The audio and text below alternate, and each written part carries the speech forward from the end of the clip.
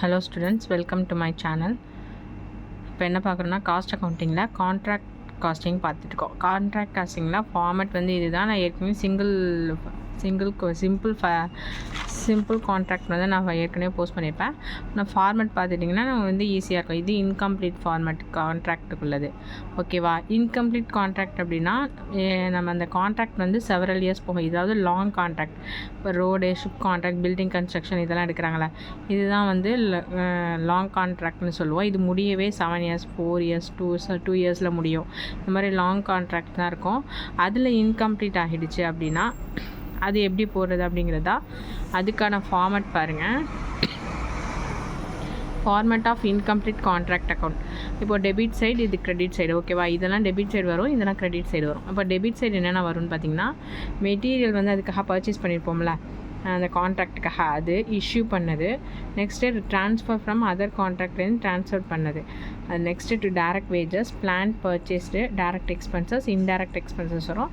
Next profit or loss அப்படிங்கிறது, அதாவது sale of மெட்டீரியலை ப்ராஃபிட், அதாவது மெட்டீரியல் சேல் பண்ணதில் நமக்கு ப்ராஃபிட் கிடச்சிச்சு அப்படின்னா அது. அதே மாதிரி பிளான்ட்டில் வந்து ப்ராஃபிட் கிடச்சிச்சின்னா அது. நெக்ஸ்ட் அவுட்ஸ்டாண்டிங் எக்ஸ்பென்சஸ் இருந்தால் அதை போட்டணும். கிரெடிட் சைட் பார்த்திங்கன்னா, மெட்டீரியல் வந்து ரிட்டன் டு அந்த கான்ட்ராக்ட் முடிஞ்சு சப்ளையருக்கு ரிட்டர்ன் பண்ணுறது, நெக்ஸ்ட்டு ஸ்டோருக்கு ரிட்டர்ன் பண்ணுறது, நெக்ஸ்ட்டு அதர் கான்ட்ராக்ட்டுக்கு நம்ம ட்ரான்ஸ்ஃபர் பண்ணுறது, இதெல்லாம் கிரெடிட் சைடு வரும். நெக்ஸ்ட்டு மெட்டீரியலை விற்கிறது, சோல்ட் பண்ணுறது, மெட்டீரியல் எவ்வளோ கையில் இருக்குது. Next plant return to stand, plant வந்து எவ்வளோ ஸ்டோர்ஸ்க்கு ரிட்டர்ன் பண்ணுறோம், பிளான்ட்டை வந்து சோல்ட் பண்ணுறது. Next profit and loss account. Material வந்து ஸ்டோலன், திருட்டு போயிடுச்சோ இல்லாட்டி டெஸ்ட்ராய்ட், ஃபயர் ஆக்சிடென்ட் ஏதாவது ஆகிடுச்சு அப்படின்னா. நெக்ஸ்ட்டு பிளான்ட்டும் அந்தமாதிரி ஸ்டோலன் ஆர் டெஸ்ட்ராய்ட் ஆகிடுச்சு அப்படின்னா கிரெடிட் சைட் பண்ணணும். இதே ப்ராஃபிட் அண்ட் லாஸ் அக்கௌண்ட்டில் லாஸ் வந்துச்சு, மெட்டீரியல் சோல்ட் பண்ணும்போதோ பிளான்ட் சோல்ட் பண்ணும்போது லாஸ் வந்துச்சு அப்படின்னா கிரெடிட் சைடில் போடணும். மெட்டீரியல் வந்து எவ்வளோ கையில் இருக்கோ அதுலேருந்து டெப்ரிஷியேஷன் இருந்துச்சுன்னா அதை லெஸ் பண்ணி போகிறது. Next work in progress.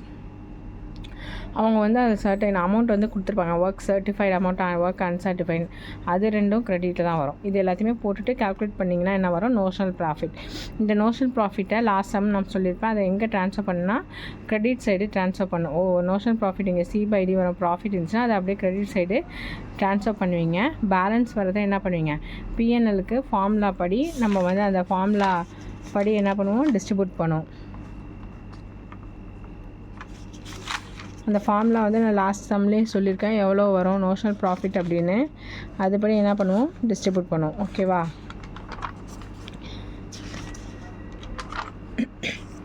இது ஒரு ட்ரான்ஸ்ஃபர் ஆஃப் நோஷனல் ப்ராஃபிட் இருந்துச்சுன்னா பாருங்கள், நோஷனல் ப்ராஃபிட்டு 25% இருந்துச்சுன்னா P&Lக்கு எதுவும் ட்ரான்ஸ்ஃபர் பண்ண வேணாம். இதே 25% 50% இருந்துச்சுன்னா இந்த ஃபார்முலா யூஸ் பண்ணி P&Lக்கு ட்ரான்ஸ்ஃபர் பண்ணணும். 50% மேலே இருந்துச்சுன்னா இந்த ஃபார்முலா பண்ணி P&Lக்கு ட்ரான்ஸ்ஃபர் பண்ணிவிட்டு பேலன்ஸ் வரதை ரிசர்வ்க்கு கொடுக்கணும். ஓகேவா? போன சம்லேயே கொடுத்துருப்பேன், அது மாதிரி தான் இந்த சம் போட போகிறோம். இப்போ ஒரு ப்ராப்ளம் பாருங்கள். The ABC construction company undertakes a large contract. The following particulars relate to contract number 123 carried out during the year ended on 31st March 2018. Particulars கொடுத்துருக்காங்க ரெண்டு சைடுமே. இதில் எது டெபிட் சைடு வரும், எது கிரெடிட் சைடு வரும்னு சொல்லிட்டு நோட் பண்ணிக்க வேண்டியதான். Next prepare contract account and ending 31st March 2018 and find out the profit transfer to P&L account. எவ்வளோ வந்து ப்ராஃபிட் ட்ரான்ஸ்ஃபர் பண்ணுறோம் அப்படிங்கிறதும் நோட் பண்ண சொல்லியிருக்காங்க. இப்போ ஒர்க் சர்டிஃபைட் பை ஆர்கிடெக்ட், இது எந்த சைடு வரும்? ஒர்க் சர்டிஃபைடுன்னு சொல்லிட்டு நம்ம கிரெடிட் சைடு ஃபார்முலாவில் பார்த்தோமா, ஒர்க் இன் ப்ராக்ரஸில்.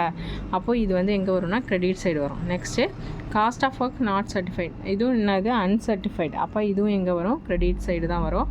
பிளான்ட் வந்து பர்ச்சேஸ் பண்ணியிருக்காங்க. பிளான்ட் பர்ச்சேஸ் பண்ணால் ஃபார்மேட்டில் பாருங்கள், பிளான்ட் பர்ச்சேஸ் எங்கே இருக்குது? டெபிட்டில் வரும். Next value on plant 31st 3 2000, அதாவது வேல்யூ ஆஃப் 31st 3னா க்ளோசிங் ஸ்டாக். அப்போது க்ளோசிங் வந்து பிளான்ட் இன் ஹேண்ட். டெப்ரிசியேஷன் தான், டெப்ரிசியேஷன் லெஸ் பண்ணணும். டெப்ரிசியேஷன் இல்லை, அப்போது அது எங்கே வரும்னா கிரெடிட் சைடு வரும். நெக்ஸ்ட் என்னாகும்? Material purchase debit side. Okay, first one அதுதான். இந்த ஆர்டர் படி தான் போடுங்க. மெட்டீரியல் வந்து ஃபஸ்ட்டு பர்ச்சேஸ் பண்ணுறாங்க, அதை தான் போடணும். Next wages, next indirect expenses, established charges, இதெல்லாம் டெபிட் சைடு தான் வரும். இந்த சைடு பார்த்தீங்கன்னா வேஜஸ் அக்ரூட் ஆன் 31st 3 2018. ஓகேவா? வேஜஸ் வந்து அக்ரூடில் இருக்குது, அப்போ அதுவும் என்னாகும்? டெபிட் சைடு தான் வரும். டைரக்ட் எக்ஸ்பெண்டிச்சரும் டெபிட் சைடு தான். மெட்டீரியல்ஸ் ஆன் ஹேண்ட்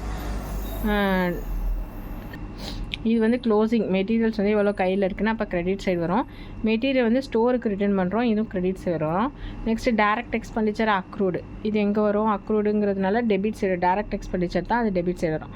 இந்த கான்ட்ராக்ட் ப்ரைஸும் கேஷ் இஷ்யூட் ஃப்ரம் கான்ட்ராக்டையும் நம்ம வந்து சம்முக்கு எடுக்கக்கூடாது. ஓகே, இது எல்லாமே தான் எடுத்துக்கணும். இந்த கான்ட்ராக்ட் ப்ரைஸ் எவ்வளோ கொடுத்தாங்க கான்ட்ராக்டர்கிட்ட, கேஷ் வந்து எவ்வளோ ரிசீவ் பண்ணியிருக்காங்க அப்படிங்கிறது வந்து நம்ம நோஷனல் ப்ராஃபிட் கால்குலேட் பண்ணும்போது தான் எடுத்துக்கும். வாங்க சம் போடலாம். இப்போ டெபிட் சைட் கிரெடிட் சைடு என்னென்ன வரும்னு நான் சொல்லிட்டேன், அதுபடி எடுத்து அப்ளை பண்ணிங்க. ஃபார்மேட் பாருங்கள். Contract account number 123 for the year ended 31/3/2018. Debit side என்னென்ன போட்டிருக்கோம்? Material purchased, wages, establishment charges, direct expenditure, plant purchase, wages accrued, direct expenditure accrued போட்டாச்சு. அதேமாதிரி கிரெடிட் சைடு வந்து by material return to stores 400, by material on hand 1400, plant at the end 8200. Work in progress பார்த்தீங்கன்னா work certified 1,43,000, work uncertified வந்து 3,400. இது எல்லாத்தையும் add பண்ணி calculate பண்ணும்போது நமக்கு என்ன ஆகுது? ப்ராஃபிட் கிடைக்கிது. அது வந்து நோஷனல் ப்ராஃபிட்.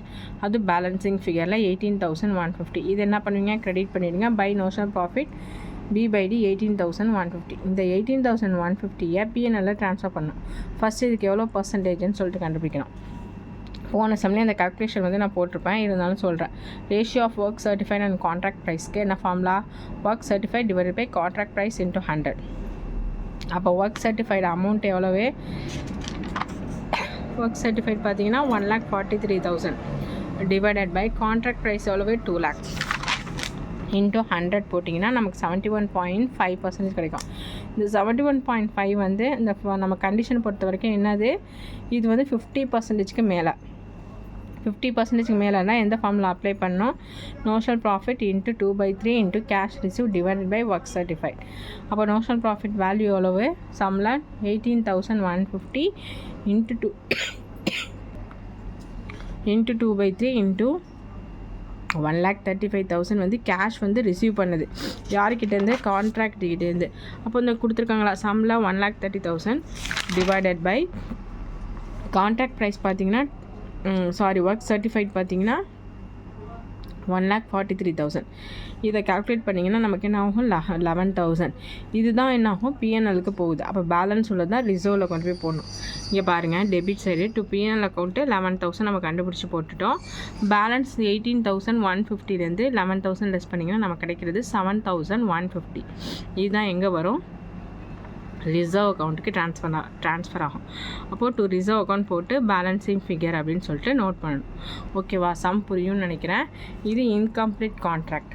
ஓகே, இது என்னாகும்? நம்ம நோஷனல் ப்ராஃபிட் கண்டுபிடிப்போம். நோஷனல் ப்ராஃபிட்டை நம்ம ட்ரான்ஸ்ஃபர் பண்ணுவோம். நோஷனல் ப்ராஃபிட்டு எவ்வளோ பர்சன்டேஜில் இருக்குதுன்னு பார்க்கணும். அந்த க்ரைட்டீரியா படி அப்ளை பண்ணணும். அப்ளை பண்ணி வர்றது பிஎன்எலுக்கு ட்ரான்ஸ்ஃபர் ஆகும். பேலன்ஸ் வந்து ரிசர்வுக்கு ட்ரான்ஸ்ஃபர் ஆகிடும். சம் புரியும்னு நினைக்கிறேன். புரியலைன்னா கமெண்ட் செக்ஷனில் கமெண்ட் பண்ணுங்கள். இந்த ஃபார்மேட்டு ரொம்ப ரொம்ப இம்பார்ட்டன்ட், நோட் பண்ணி வச்சுங்க. தேங்க்ஸ் ஃபார் வாட்சிங்.